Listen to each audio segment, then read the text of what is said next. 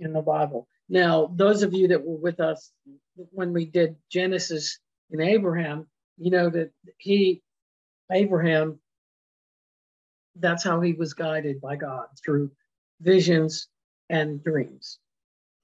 Only we're going to just go in a little bit more in detail as to how it really happens, and some of the stories that people don't realize are dreams. So I'm going to do a little background here first. Now, definition: mysticism. It's direct communication with God or other reality, and a knowing that goes beyond intellectual understanding. That's just a simple definition to hang on to explain mysticism. Oops. And just a little bit about mysticism. Nearly 40, well, probably more than 40% of the Bible is mysticism. Okay. And getting into the cultural background, mysticism and reverence for God were very much a part of the Semitic lifestyle. And notice that says reverence for God, not the fear of God. And just another little piece of information. If you've heard of some people say Kabbalah, other people say Kabbalah. It is a Jewish, it's kind of like the Jewish spiritual Bible, and it is the mystical side of the Jewish faith. Just a little information there. Okay, and some more Aramaic. Okay, the word for Aramaic, and the Aramaic word for vision is hiswa, and it means something seen in a dream, trance, or other state of heightened awareness. And dream, the word for dream is helma. Now, and it also means to heal, to make whole, make well or sound, restore to health. And as we've seen before, dreams, Abraham learned many things through dreams, as do others in the Bible. So it's kind of, when it says to heal or to make whole, that's what dreams do, even for us. All right. So one thing you got to kind of know when you're reading the Bible is, how do you know that the scriptures you are reading are a vision or a dream? All right. This is several of the phrases. When you see the angel of the Lord appeared, we're talking about a vision or a dream. It says, I was in the Spirit. Same thing. The Spirit of the Lord was upon me. Vision or dream. The word of the Lord came to me, saying, and the heavens opened up to me. All right, now those are clues to give you an idea that that the story you're about to read, is a vision or a dream. Now, there's one other way how you know that you're that you're reading a vision or a dream. And it's when there are things in the story that would not be possible in the material world. Okay. Now I got two scriptures here. Now remember Jesus being tempted. And it says, then the adversary took him to the holy city, and he made him to stand on the pinnacle of the temple. Now, think about this.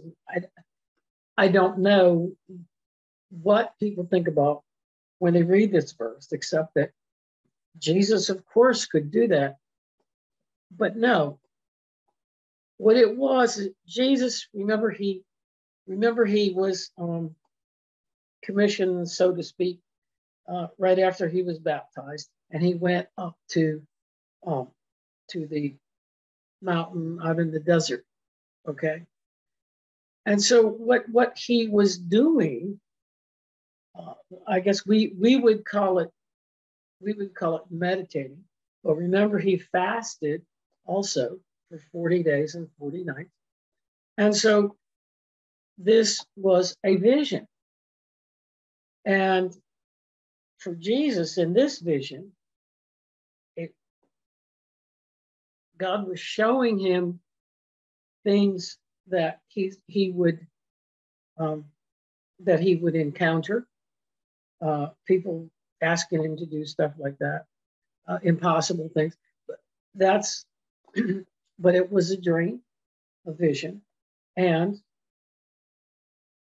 that's okay. It's impossible. I mean, it's just physically impossible that Jesus would have gone on the top of the temple.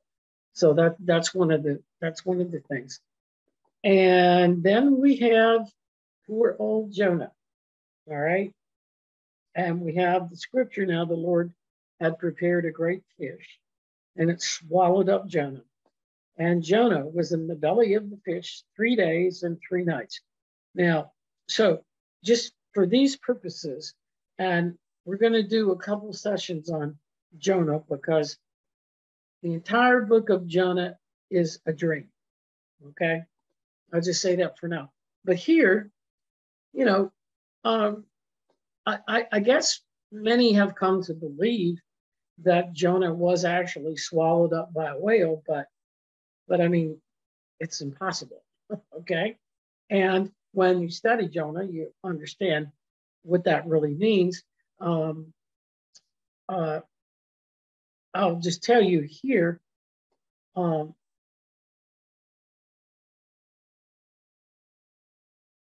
To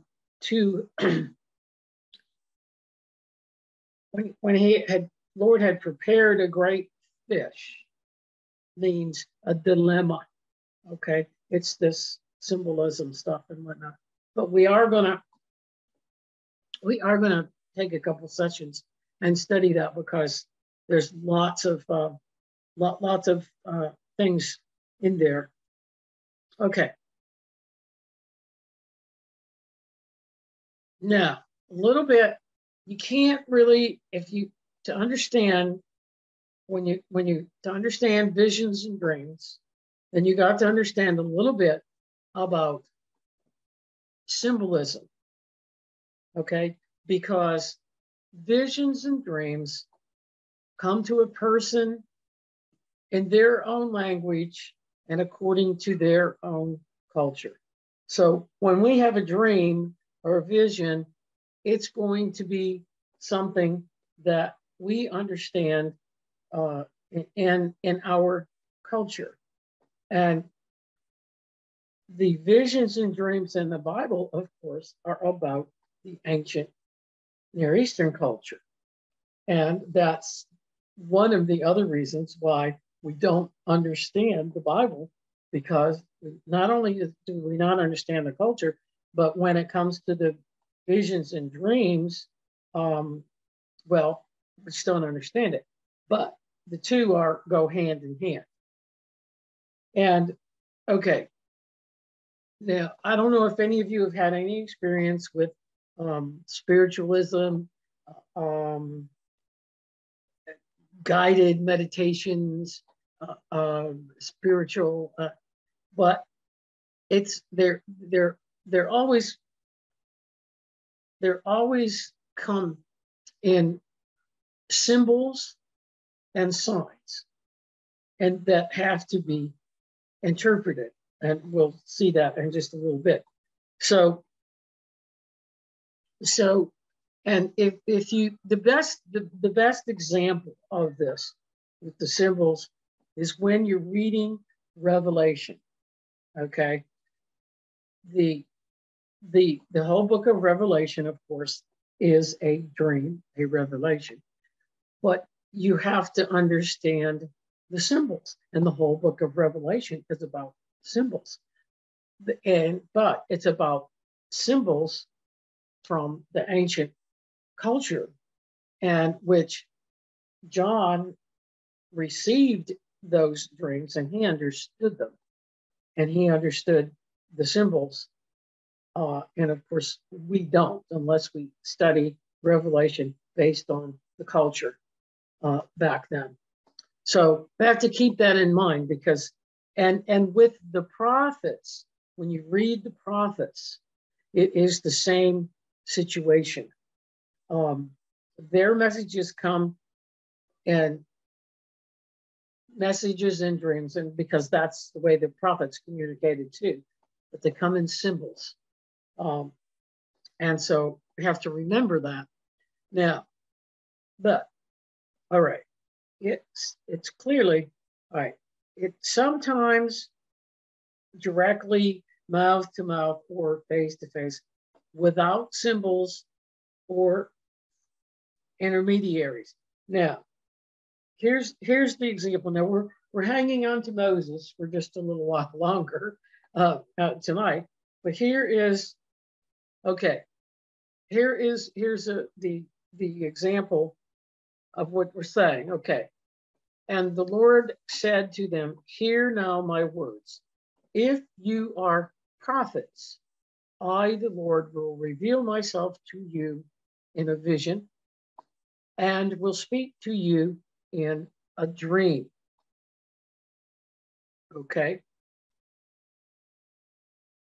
And remember, the prophets, there's all kinds of symbolism in the prophets. And so when it says they will speak to you in a dream, it may or may not have been words that you hear in a dream, but the symbol, they knew what it meant, just like many times we do. All right. Not so with my servant Moses, who is faithful in all my house. With him, I will speak mouth to mouth in a vision, and not in similes. They call it similes here, but not symbols. But it still is a vision, okay? But God actually spoke to Moses, and he heard them whilst in a vision, and that's what we got. That's what we're going to have tonight. So, but that's mostly Moses. Well, because Moses was the leader, the prophet leading the Israelites out of Egypt. So, so for him, God spoke directly to him, but it still was a vision. I hope that makes sense.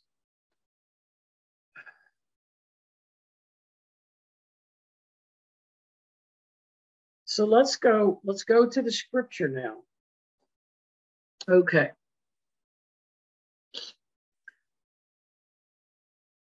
And the angel of the Lord appeared to him in a flame of fire out of the midst of a bush.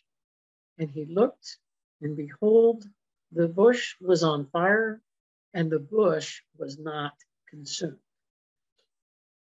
And Moses said, I will now turn aside and see this great sight, why the bush is not burned. And when the Lord saw that he turned aside to see, God called to him out of the midst of the bush and said, Moses, Moses. And Moses said, "Here am I." And he said, "Do not draw near. Take your shoes from off your feet, for the place whereon you are standing is holy ground."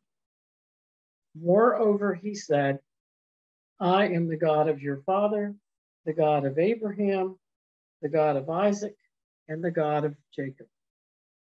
And Moses hid his face, for he was afraid to look at God. Now, okay, I don't have notes on all of this, but the key here, let's look at the burning bush. All right, and I'm going to just read this. I took it directly from the commentary because it's very interesting that for centuries, scholars and archaeologists have tried to find an answer to explain this strange phenomenon. Some people, it was a bush with some kind of shiny berries, which looked like a blazing fire. Or they suggest that it might have been blossoms of the mistletoe that grows on acacia bushes. These interpreters also tell us that the bush is covered with oil glands and they burst into flames. But there are no such burning bushes in the area, nor are they ever seen or mentioned by nomads or travelers. Now, I just want you to remember, this is Dr. Lamsa. Dr. Lamsa experienced and knew about these kind of trees. And so for him, when he came along in the 50s, well, actually the 30s to the 50s, there was no question about this. And you're going to see it's a very simple answer. Okay, why the bush was not consumed. Okay, so there's two insights here that Moses learned, and we can learn also. Now, the non-consuming fire was the symbol of God's presence. Now, I mean, think about that. Yes, it's in a dream, so some people just say, "Oh, well, it was a dream." No, it's in a dream. The fire would not go out. God's presence does not go away. God's presence is everywhere, here and now, always. Okay, so the bush itself was a symbol of trials and difficulties. In those areas of the Near East, both men and animals suffered from these thorny bushes and brambles. Moses was to suffer many difficulties, but he came out victorious. The fact that the bush burned but was not consumed indicated that ultimately Moses would triumph in his great divine mission. And of course, in ancient days and in the literature, the Bible and literature, wise men and prophets used and understood the symbols. We don't. Metaphors, similes, and figurative speech. And that's what we have to keep in mind when we're reading the Bible. Now, hold on just a minute. I gotta go back. Yeah, wait. Hold on. Now let's go back to the scripture.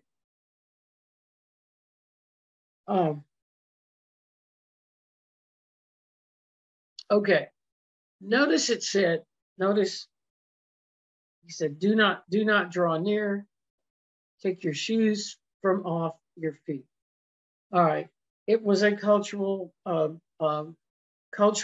thing back then that you did not wear shoes in the synagogue, even in people's homes, any place where they believe, God was. You your shoes off.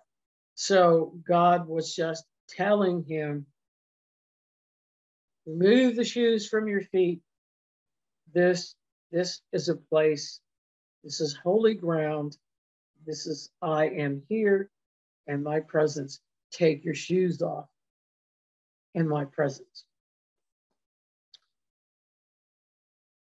Now, the other thing that's significant here, and Moses hid his face, for he was afraid to look at God. Now, remember, well, we know you can't see God because God is spirit. Okay.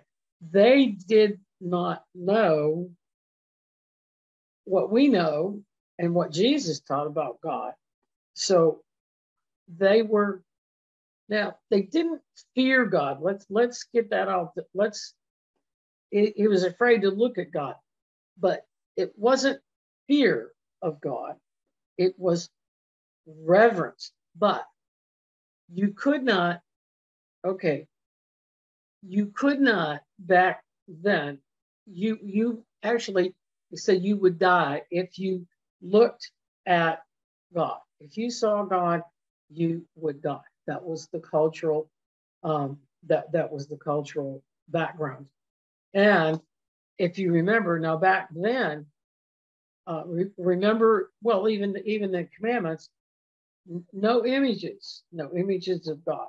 Okay, no, and so this fear of looking at God, because you would die if you looked at God, and there were no images then. Okay, and the reason there weren't any images, they didn't want images, is because that's the way the pagan gods had their statues and images, and so they didn't have images then. Now, of course, later on, that all, that kind of all changed, and that was the biggest reason that that Mohammed came along, and we got the Islam, because by that time they had images and all kinds of things, and even today in Islam, there are no pictures, no images, nothing. That's the cultural thing that carried over from that way. So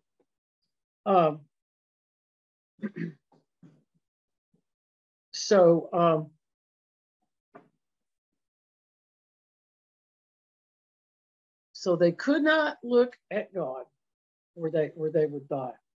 Okay.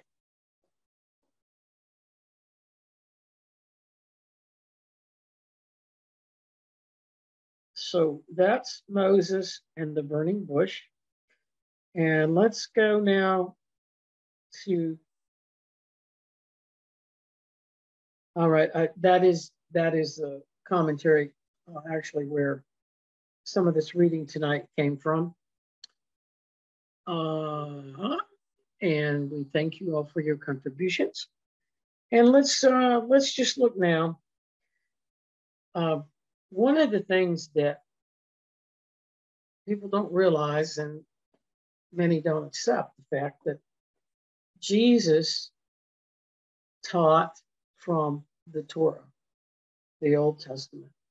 And Jesus, of course, Jesus had studied the Torah. And of course, he had studied Abraham and Moses. And so when we get to the New Testament, when we get to the Gospels, Jesus was actually teaching this thing that Moses learned from the burning bush, that God is ever present. And of course, we always have the counsel of God. It's ever present, now and forever. And since Jesus came along, of course, this applies to us too. It wasn't just Moses learning the lesson. Jesus learned it from the Old Testament, and we learned it too.